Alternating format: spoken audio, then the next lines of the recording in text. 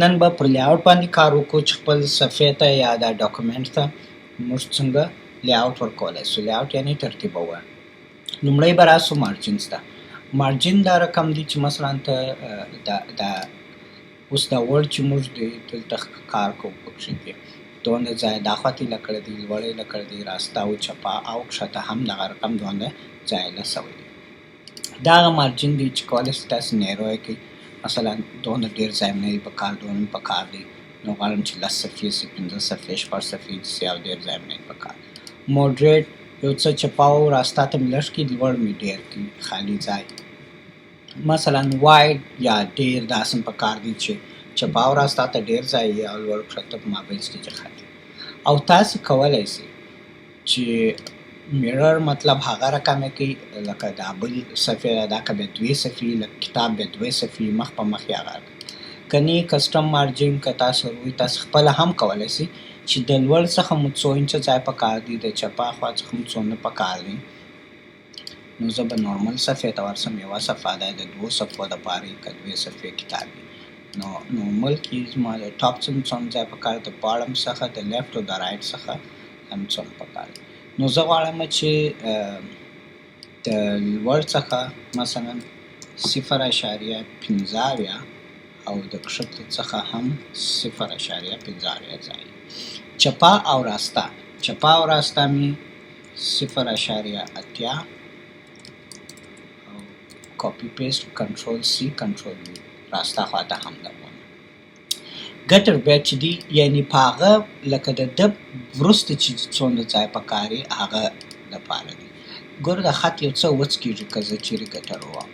او بیا دلته ډېر خلک د ګټر د دې پکار یې مثلا دلته سټیپلر کوي یا یو سپرینګ راځي، رولینګ سپرینګ راکامه د سپایرل باینډینګ ورته وایي. سپایرل باینډینګ که کوې نو د هغه دپاره بیا جلا ځای پکار یي. دا خو چې د خط دپاره دوم ځای پکار دی، خو سپایرل باینډینګ جم پکار دی.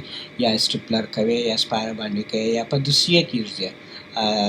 راسته او چپه ظاهره خبر د پښتو د راستې خوا څخه مستقیږي، کوم راسته پکار کوم چپه یا ګای وخت د لوړ څخه پکار نو هغه هم تاسو کولی سئ پیجونه دا رقم دا بیا هلته موږ ښه سر په خلاصېږي که چیرې موږ یو ډېر اوږد کتاب نوشته کوي نو بیا هغه ورته ویلی سو چې موږ څو صفحې کتاب دی هغه باید څنګه ښکاره سي. نو دا بیا هلته سر په خلاص کړو. دا ټوله ډاکومنټ ده او که یوازې د دې ډاکومنټ وروسته مثلا که 10 صفحې موږ په 9مه صفحه کې یو، د هر څه چې موږ ورته وویله دا د 9مې صفحې څخه شروع کوي او که دا ټول ډاکومنټ نو د ټول ډاکومنټ باندې باید وسي.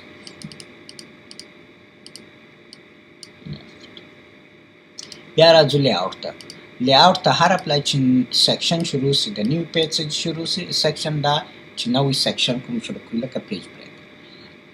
بیا هر سیکشن باید د لیفټ د رایټ څخه وي. دا که چیرې تاسو هر وخت په پښتو یې کوئ نو بیا ټول عمره رایټ ټو لیفټ کې او ډیفالټ کې چې معنا بیرته هغه پخواني ته ورسي.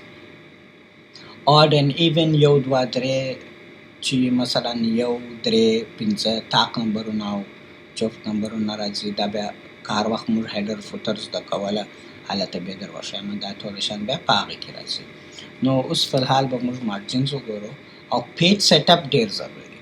پر پیج سیټ اپ چې کلیک وکړئ اوس نو تاسو غواړئ دا چاپ یې کړئ، پرنټ یې کړئ. عموما د دا پیپر سایز چې دی په افغانستان کې او په ډېرو ملکو کې A4 کارېږي. په امریکا کې لیټر US لیټر سایز ډېر کارېږي، په افغانستان کې A4 کارېږي. نو دا باید تاسو په ذهن کې ولرئ چې A4 دی. دلته هغه پرنټر دی که چیرې تاسو پرنټر انسټال یې دلته پرنټر راځي هغې خپل ډیټیکټوي که نه کې ډیټیکټ خو A4 سایز عموما هر ځای استعمالیږي 100 سکیل. نو دا مو دا دی سلیکټ کړئ او فکس هغه که دور چې خط وتلی وي هغه فکس کړو وکړئ. نو بیا بل چا ګټر سایز مو ورکړئ نو د هغه دپاره وایي دا ستا سایزونه سره برابرېږي. نو ګټر سایز به زه بیرته ځینې ایسته کړمه، مارجن ته به ورسم، ګټر به 0 کړمه او باټم 1.1 انچ به د لوړ څخه ignore او ستا زما په سایز صحیح. اوس نو راځو اورینټیشن ته. اورینټیشن پورټریټ و لینډسکیپ معنا اوس صفه په ولاړو ده او اوس بیا داس چې د په بره باندې او که په جګوالي باندې ته غواړې دا کتاب یا کتابچه دوسیه جوړه کړې نو پورټریټ یا لینډسکیپ. بیا راځو سایز ته. هغه چې ما درته ویله A4 سایز هر پیپر چې تاسو راچولي هغه باید سلیکټ کړئ ځکه چې دلته په د سایز کې فرق راځي نو جملې هم بیا کیدای شي ښکته پورته شي ولې چې د پیپر خپل فرق لري سایز یې که زه US لیټر وروم هغه کوچنی دی A4 سایز پر غټ دی او په جملو کې هم په صفحو کې هم فرق بیا راځي دا چې بیا ډېر غټ ډاکومنټ دی. دغه هغه کالمز دي چې موږ خبرې وکړې د په تېر لیسن کې چې اډ او ریموو کالم. مثلا زه غواړم انټر ووایم کمانډ انټر یا کنټرول انټر ووایم چې دوهمه صفحه شروع کړم. دا دوهمه صفحه زه غواړم چې دوه کالمه شي. دوه کالمه دا رقم شي چې زه د دې په ایسته د دغه ځای څخه پیج بریک باید ورکړم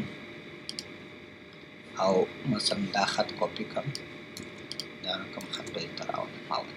زه اوس غواړم چې دغه صفحه د دغه ځای څخه دوه کالمه شي د دې باندې نو دا چې ما د دې خط څخه ځان ایسته کې پیج بریک مې ورکړي معنا اوس پیج بریک مې ورکړي د دغه ځای څخه چې دوه کالمه شي نو دا خط اتومات دلته سره تقسیم شو. زه به ویو ته ورسم. په ویو کې بیا دا دي تاسو کولی شئ ورته ووایم ماته رولر یا خطکش هم راښکاره کړه.